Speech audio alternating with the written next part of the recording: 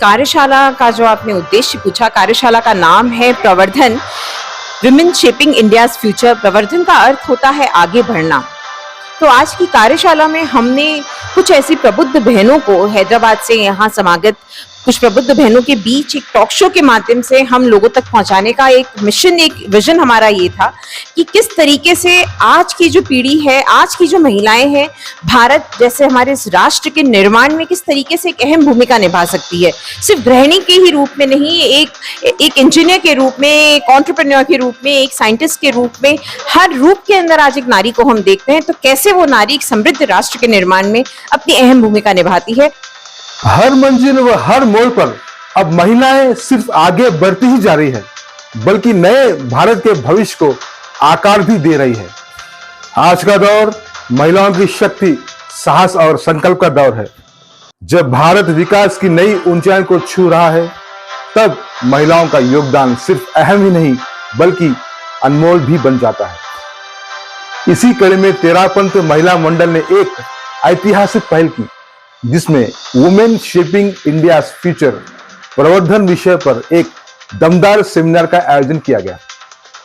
एक ऐसा मंच जहां विचार मिले, संकल्प जगे और महिलाओं के उज्जवल भविष्य की नई राहें खुली। तो आइए देखते हैं ये खास रिपोर्ट।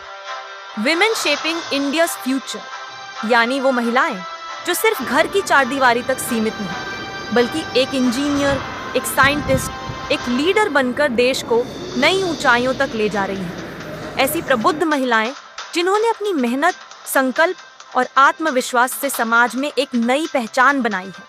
यह सिर्फ एक चर्चा नहीं बल्कि एक आंदोलन है। तेरापंथ महिला मंडल यह वह मंच है जहां महिलाएं अपनी कहानियों से न केवल प्रेरित करेंगी बल्कि देश के युवाओं को आगे बढ़ने का रास्ता भी दिखाएंगी। मेड की अपेक्षा रहती है, किंतु आपने बिजनेस के साथ बच्चों की भी परवरिश की, तो इसका बैलेंस आपने कैसे बनाया, ये आपसे जानना चाहते हैं। आर्थिक स्थिति इतनी ज़्यादा नहीं थी, फिर भी मेरे में हौसला था कि मेरे बच्चों को कैसे मैं आगे बढ़ूँ। और मेड रखती तो मेड को कैसे मैं संभालती, उसके टाइम, उसके नखरे झेलने भी मुश्किल थे। इसलिए मैंने रात दिन मेहनत करके समाज की भी परवाह नहीं की। समाज ने भी मुझे बहुत डराया, ऐसे काम करोगे तो बच्चों की शादियाँ कैसे। मैंने उसकी कोई परवाह नहीं की। मैंने कभी उसकी परवाह नहीं की, अपने काम को क्या, क्योंकि उस टाइम औरतों का काम करना बहुत गलत ध्येय से देखा जाता था। एक पहली लेडीज़ थी कि जब मैं हैदराबाद में महाराज के प्रांगण में टेबल लगा के अपना काम, क्योंकि मेरे को हर टाइम था सुबह करके शाम को मेरे को अपना पुलिस ज्वाइन करने का मेरा क्या रोल मॉडल था। तो मैं ये क्लियर कर दूं कि मुझे पुलिस ज्वाइन ही नहीं करना था क्योंकि मेरे फादर आर्मी में थे और शुरू से मैंने मतलब ऑलिव ग्रीन वर्दी देखी थी। तो ये तो ज़रूर था कि हाँ, आगे चल के सेल्फ डिपेंडेंट होना है, फाइनेंशियली इंडिपेंडेंट होना है, पर खाकी वर्दी पहनने का मेरे को बिल्कुल शौक नहीं था। इनफैक्ट मैंने जब सिविल सर्विस एग्ज़ाम दिया तो मैंने IPS चॉइस भी नहीं भरी थी। तो it was not a choice for me, but वो कहते हैं ना कि जैसे जो किस्मत में है वो आपको मिल ही जाता है।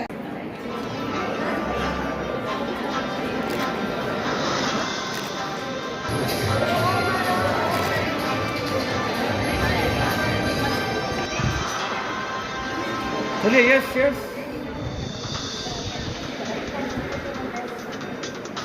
कितने वर्षों से अपनी सेवाएं दे रहा है? सरिता डागा, राष्ट्रीय अध्यक्ष।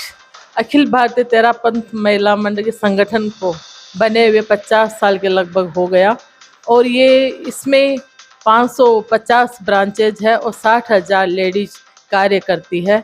और ये संगठन भारत प्लस नेपाल में भी हमारी कुछ ब्रांचेज है और हम लोग 4 प्रोजेक्ट पर मेन कार्य करते हैं। स्वस्थ परिवार स्वस्थ समाज, कन्या विकास योजना, आचार्य तुलसी शिक्षा परियोजना, समृद्ध राष्ट्र योजना। तो इस बार हम लोगों ने स्वस्थ परिवार स्वस्थ समाज में मेरा परिवार मेरी जिम्मेदारी, क्योंकि आजकल परिवार का माहौल काफ़ी चेंज हो रहा है। इस पे पूरे भारतवर्ष में कार्यशाला की। इसके अलावा कैंसर जागरूकता अभियान पूरे साल भर चलाया और जूम पर भी ख्याति लब्ध डॉक्टरों को इनवाइट करके कैंसर के बारे में आह्वान किया उनको। मैं तेरापन महिला मंडल हैदराबाद की अध्यक्षा कविता अच्छा। आज आप बताइए अपना। मैं तेरापंथ महिला मंडल हैदराबाद की मंत्री सुशीला मोदी। मैडम, इस प्रवर्धन कार्यशाला का मेन उद्देश्य क्या है? प्रवर्धन कार्यशाला यानी नारी को कैसे आगे बढ़ाए, प्रबुद्ध बनाए, उसको कैसे प्रोग्रेस कराए, वही प्रबुद्ध महिला सेमिनार का मेन हमारा मोटो है कि महिलाओं को आगे बढ़ाना। आज हमारा जो कार्यक्रम हुआ जिसमें जीरो टू हीरो कैसे महिलाएं बनी, जो पहले छोटे छोटे काम करती थी, चाय बेचती थी, आज वो कैसे अपने बच्चों को इंजीनियर बनाया, उन्होंने अकाउंटेंट बनाया, बड़े बड़े लेवल पे लेकर गई।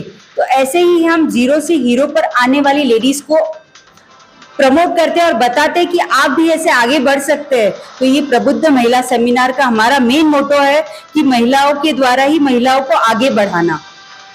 मैडम, ये सेमिनार जो है महीने में एक बार होता है या इस तरह के महीने आने के बाद होता है?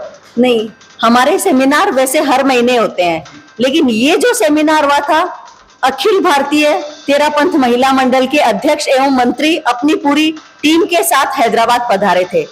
तो प्रवर्धन कार्यशाला में हमने विशेष अतिथि के रूप में इस तरह की महिलाओं को बुलाया जो प्रबुद्ध है। प्रबुद्ध मतलब सिर्फ पढ़े लिखे होना ही नहीं है, प्रबुद्ध कोई भी फील्ड में किसी भी कार्यशैली में अपना स्वतंत्र विचारधारा रखती है। उन महिलाओं को हमने प्रबुद्ध समझा और इस तरह से हमने हर श्रेणी से एक एक महिला को करके 5 महिलाओं को बुलाया, जिसमें एक हमारी आईजी ऑफिसर अरोमा सिंह ठाकुर थी, एक traffic police inspector V Shyamala थी और एक हमारी बहन जो बुटीक को चलाती है और वो काफी सभा संस्थाओं की अध्यक्ष बन चुकी है, वैसी महिला थी। एक हमारी महिला जो चाय बेचने से काम शुरू की थी और धीरे धीरे अपने काम को बढ़ाते हुए स्कूल कॉलेज की बड़ी बड़ी कैटरिंग तक ले गई, उसको भी हमने प्रबुद्ध समझा। और एक महिला जो हमारी काफी बिजनेस में मतलब एक फैक्ट्री वो चलाती है। इस तरह 5 कैटेगरी की 5 महिलाओं को हमने विशेष अतिथि के रूप में बुलाया। आज हम लोग बेंच पे और इस तरह की मतलब महिलाओं को आप किस तरह से सिलेक्ट करते हैं या कैसे पता चलता है कि ये महिलाएं मतलब प्रबुद्ध है कैसे? देखिए, हम लोग है ना, जब ये प्रोग्राम का अनाउंसमेंट हुआ था तो पहले हम ऐसे महिला को देख रहे थे जो जीरो से हीरो हो। तो हमने हमारे समाज में भी हम उठते जाते आते काफ़ी दूसरी जगह जाते तो थोड़ा बहुत देखते हैं। जैसे कि ये ऑफिसर वालों को भी हमें हमारी सभा से ही पता चला था कि ये भी एक ऑफिसर है जो लेडी है जो काफ़ी अच्छा चला रही है रेलवे में। अभी जो रिसेंटली जो प्रयागराज में जो दिल्ली में रेलवे स्टेशन पे जो हुआ है, इनकी पहुंच उधर तक है, जो उसका इफेक्ट इधर तक है, उन्होंने यहाँ से बैठ के वहां की पुलिस को कंट्रोल किया है। और जैसे वो ट्रैफिक पुलिस वाली है तो वो नॉर्मल लेडी, लेकिन वो इतनी सक्षम और सशक्त है कि वो लेडी सिंघम के नाम से जाने जाते हैं। तो जैसे लेडी सिंघम सुना हमने, हमारे एक वर्ड ऑफ माउथ के थ्रू ही सुना, तो हमने उसकी पहुंच ढूंढ के निकाली है और उनको यहाँ लाया। आपने भी देखा रहेगा जब वो लेडी सिंघम बोल रही थी तो लोग इतने एक्साइटेड हो गए उसको देख के।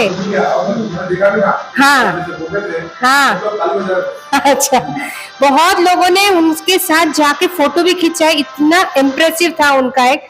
तो सब बोल रहे थे कि हम भी हमारे बच्चों को जाके बताएंगे कि हमने लेडी सिंघम से फोटो खिंचाया, हमने डीआईजी से फोटो खिंचाया। तो यही ये है कि जरूरी नहीं है कि पढ़े लिखे पोस्ट पे ही हो, जैसे वो बुटीक वाली है, ज्वेलरी वाली है, और जो एक चाय बेचने वाले भी इतनी ऊंची मकाम, आज उसके बेटे सीए है, सीएस है, मतलब इतने छोटे होके भी बड़ा काम कर रहे। तो आज की डेट में इंजीनियर है वो।